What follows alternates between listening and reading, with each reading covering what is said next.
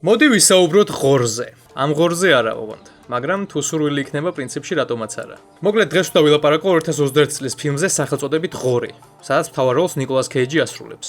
ისე ბოლო 10 წლეულია ნიკოლასი შეეჩვია ბევრ თრეშში და რაღაც წარმოუდგენელი მასშტაბის უსახურ ფილმებში მონაწილეობას. თუმცა აქ-იქ პატარა გამონათებებიც მომხდარა და სწორედ ასეთი გამონათებაა ეს ღორი. ფილმი მოგვითხრობს ამბავს კაცზე, რომელმაც გადაწყვიტა ცივილიზაციისგან მოშორებით იცხოვროს და თავის სოკოს ტრიუფელების მოძებნით და რეალიზაციით ირჩინოს.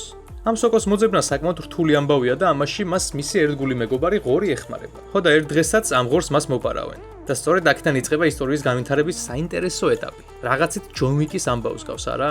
მაგრამ დამერწმუნეთ, საერთოდ არ გავს. ეს უფრო ტრაგიკული და დრამატული ამბავია ადამიანზე, რომელმაც ნებაყოფლობით აირჩია აბსტრაგირება სამყაროსგან და რომელსაც მეგობარი წაართვეს. აქ არ უდაელოდოთ რაღაც ექშენ სცენებს და ღორის დახსნის ბრუტალურ მეთოდებს. არც რაღაც საოცარი დიალოგებია და დრამატული პერიპეტიები ამ ამბავში. თუმცა ამ ყველაფრის მიუხედავად, ფილმი ნამდვილად შემდგარია და ნიკოლას ქეიჯი კარგად თამაშობს. შეიძლება ითქვას, რომ შესანიშნავად. მე მგონი ეს ყველაფერი საკმარისი უნდა იყოს, რომ დაინტერესდეთ. თუმცა მე მაინც ვფიქრობ, რომ ჩვენი ღორი ჯობია. ხო მართლა, ვისაც ჩემი კონტენტის მხარდაჭერა უნდა, დონაციის ლინკი აღწერაში მაქვს.